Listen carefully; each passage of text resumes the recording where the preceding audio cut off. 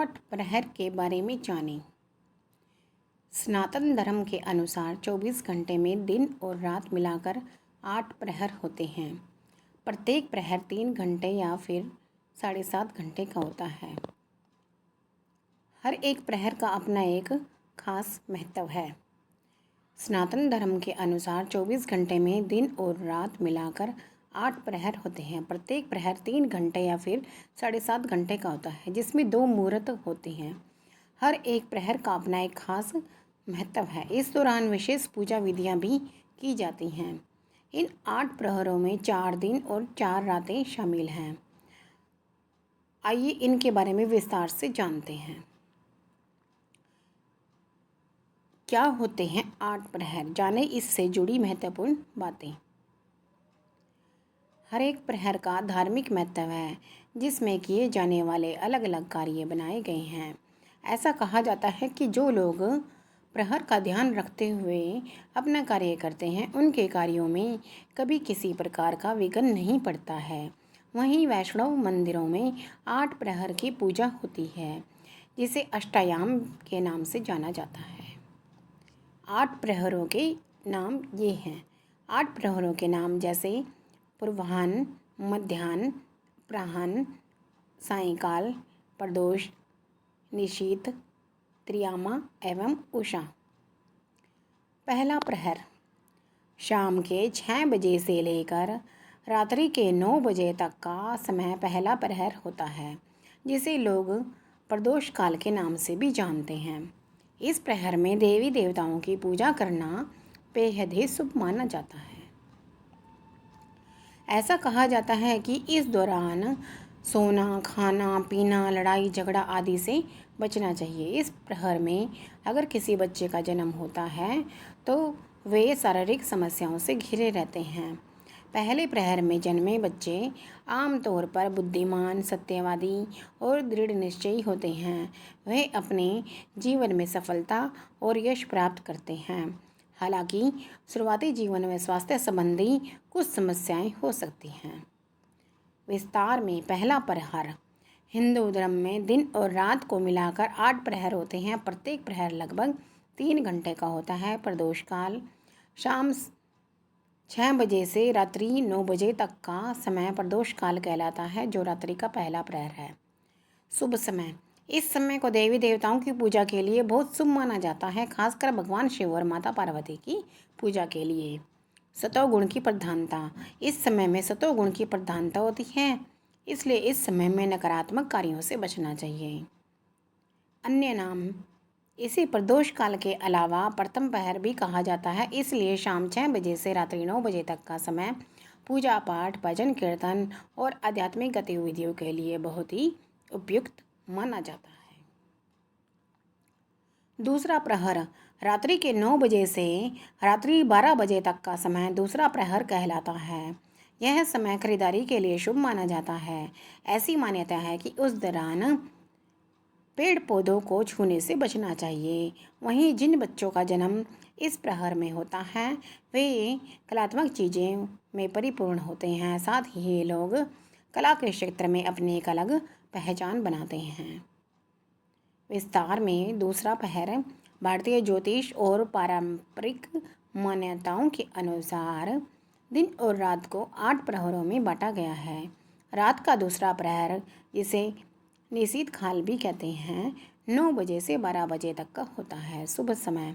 इस प्रहर को खरीदारी के लिए शुभ माना जाता है, लेकिन कुछ मान्यताओं के अनुसार इस समय पेड़ पौधों को छूने से बचना चाहिए। अन्य मान्यताएं। कुछ लोग इस समय को तामसिक और राजसिक गुणों से भी जोड़ते हैं और मानते हैं कि यह समय नकारात्मक ऊर्जाओं से भी प्रभावित हो सकता है। पेड़ पौधों से बचना। पेड़ पौधों को ना छूने के पीछे यह तर्क दिया जाता है कि इस समय पेड़ पौधे भी आराम करते हैं और उन्हें छूने से नकारात्मक ऊर्जा का संचार हो सकता है। इसलिए यदि आप इस समय खरीदारी करने जा रहे हैं तो पेड़ पौधों को छूने से बचें। तीसरा प्रहर। रात्रि के 12 बजे से 3 बजे तक के समय को तीसरा प्रहर कहा जाता है, जिसे लोग निशीथ काल के नाम से भी जानते हैं। इस प्रहर के दौरान लोग तामसिक और तांत्रिक क्रियाएं करते हैं। ऐसे में जिन लोगों का जन्म इस तीसरे प्रहर में होता है वह सदैव अपने घर से दूर रहते हैं और सफल होते हैं। विस्तार में तीसरा प्रहर निषेध काल। हिंदू ज्योतिष में रात को 8 प्रहरों में बांटा गया है और तीसरा प्रहर मध्य रात्रि 12 बजे से 3 बजे तक का माना जाता है। तामसिक और तांत्रिक क्रियाएं। कुछ मान्यताओं के अनुसार तीसरा प्रहर तामसिक अंधकार में नकारात्मक माना जाता है और इस समय तांत्रिक क्रियाएं की जाती हैं।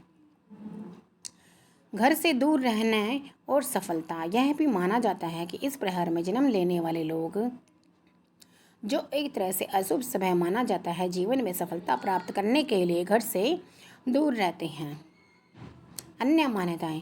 कुछ अन्य मान्यताओं में रात का तीसरा प्रहर ऊर्जावान और तेजस्वी माना जाता है। इस समय जन्म लेने वाले लोग भाग्यशाली होते हैं। चौथा प्रहर प्रातः 3 बजे से 6 बजे तक का समय चौथा प्रहर कहलाता है। यह रात्रि का अंतिम प्रहर होता है, इसलिए इसका खास महत्व होता है। इसे लोग उषा काल के नाम से भी जानते हैं। ऐसा कहा जाता है कि इस दौरान पूजा अर्चना और शुभ काम करना अच्छा माना जाता है। जो लोग इस प्रहर में भगवान शिव की विशेष पूजा करते हैं उनकी सभी इच्छाएं पूरी होती हैं। इस समय में जन्मे बच्चे बहुत ही तेजस्वी होते हैं। विस्तार में चौथा प्रहर। भारतीय पारंपरिक समय गणना में दिन को 8 प्रहरों में बांटा गया है, जिनमें से प्रत्येक 3 घंटे का होता है। चौथा प्रहर रात्रि का अंतिम प्रहर है, 3 बजे से 6 बजे तक का होता है। उषा काल शब्द का अर्थ है भोर का समय, जो सुबह के आगमन का संकेत देता है। यह समय विशेष रूप से आध्यात्मिक और धार्मिक गतिविधियों के लिए बहुत ही शुभ माना जाता है। महत्व।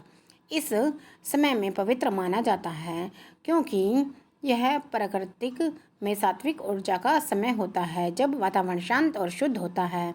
इस समय उठकर ध्यान, पूजा या अन्य शुभ कार्यों को करने से सकारात्मक ऊर्जा और लाभ प्राप्त होते हैं। विशेषता।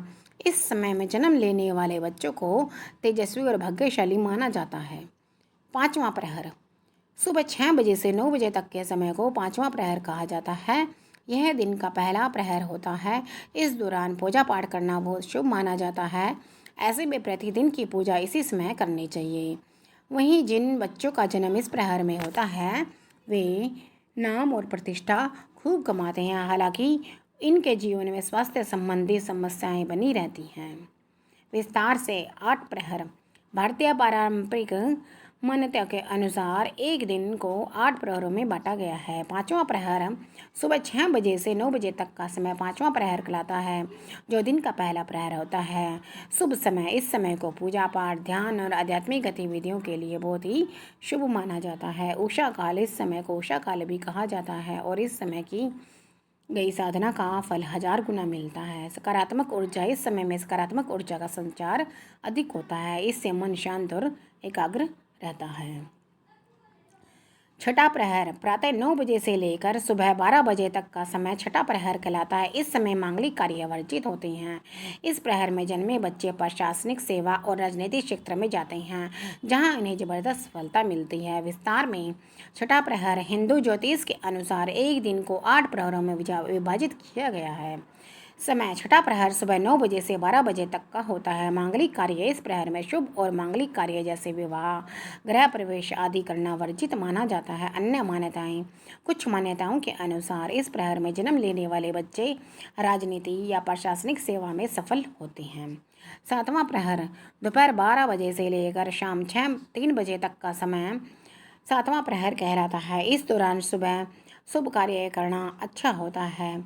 सातवें प्रहर में जन्मे बच्चे आमतौर पर जिद्दी स्वभाव के होते हैं और शुरुआती शिक्षा में बाधाओं का सामना करना पड़ सकता है। हालांकि इस प्रहर में जन्मे बच्चे नेतृत्व करने और यश प्राप्त करने की क्षमता रखते हैं और समाज में सम्मान भी पाते हैं। विस्तार में भारतीय पारंपरिक ज्योतिष और धार्मिक ग्रंथों में दिन को 8 प्रहरों में विभाजित किया गया है। प्रत्येक प्रहर 3 घंटे का होता है। सातवां प्रहर दोपहर 12 बजे से 3 बजे तक का होता है और इसे शुभ माना जाता है, खासकर शुभ कार्यों के लिए। इस समय को अपराह्न भी कहते हैं। कुछ महत्वपूर्ण बातें। शुभ कार्य। इस समय को किए गए नए काम शुरू करने, पूजा पाठ करने और अन्य शुभ कार्यों के लिए अच्छा माना जाता है। तमोगुणी समय। कुछ मान्यताओं के अनुसार यह समय तमोगुणी, अंधेरे और निष्क्रियता को माना जाता है, लेकिन फिर भी इसे शुभ कार्यों के लिए उपयुक्त माना जाता है। भोजन। इस समय भोजन करना भी उत्तम माना जाता है। वर्जित कार्य। कुछ मान्यताओं के अनुसार इस समय सोना और स्नान करना उचित नहीं है। 8वां प्रहर। शाम 3 बजे से 6 बजे तक का समय दिन का आखिरी और 8वां प्रहर होता है। इस दौरान भूल कर भी नहीं सोना चाहिए। 8वें प्रहर में जन्मे बच्चे कलात्मक, प्रशासनिक और फिल्म, मीडिया क्षेत्रों में सफलता प्राप्त कर सकते हैं। ज्योतिष के अनुसार इस प्रहर में जन्मे लोग अक्सर जिद्दी स्वभाव के होते हैं, लेकिन शिक्षा के क्षेत्र में उत्कृष्ट प्रदर्शन करते हैं।